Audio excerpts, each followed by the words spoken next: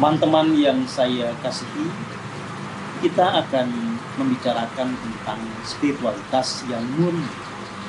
Sebetulnya apa itu spiritualitas dalam pengertiannya yang paling murni? Sejauh apa yang kemudian saya jalani, spiritualitas yang murni itu adalah tentang bagaimana kita betul-betul menyadari keilahian di dalam diri kita sendiri. Lewat laku spiritual, kita menyadari bahwa asal muasal kita, sumber dari keberadaan kita, itu adalah realitas yang kita juluki sebagai Tuhan. Tetapi ini bukan sebagai sosok, melainkan sebagai keberadaan yang tanpa batas. Keberadaan yang menjadi sumber dari segala yang ada, keberadaan yang meliputi segala yang ada. Kita bisa merasakan keberadaannya dalam setiap tarikan dan hembusan nafas. Kita bisa menyadari kasih murni dan kuasanya di dalam setiap tarikan dan hembusan nafas kita. Lewat keheningan kita akan tahu bahwa setiap diri itu adalah perwujudan dari Tuhan. Di dalam relung hati kita ada keberadaannya.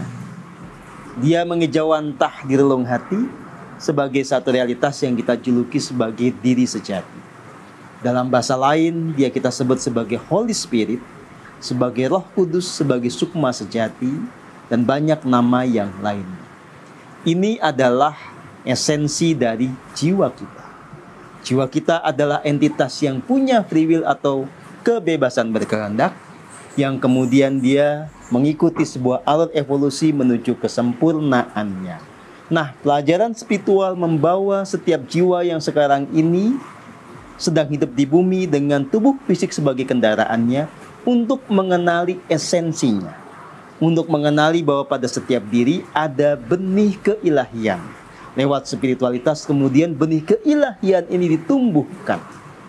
Maka setiap diri lewat laku spiritual yang murni itu bertransformasi menjadi jiwa yang murni dan kemudian merealisasikan segenap kualitas keilahian di dalam diri berupa kasih murni, kebijaksanaan, keselarasan, dan seterusnya. Nah, jangan punya persepsi yang keliru tentang spiritualitas dengan menganggap bahwa ini adalah tentang bagaimana kita selalu berinteraksi dengan dunia yang lain. Pengalaman spiritual itu bukan hanya tentang ketika kita bersentuhan dengan hal-hal yang supranatural.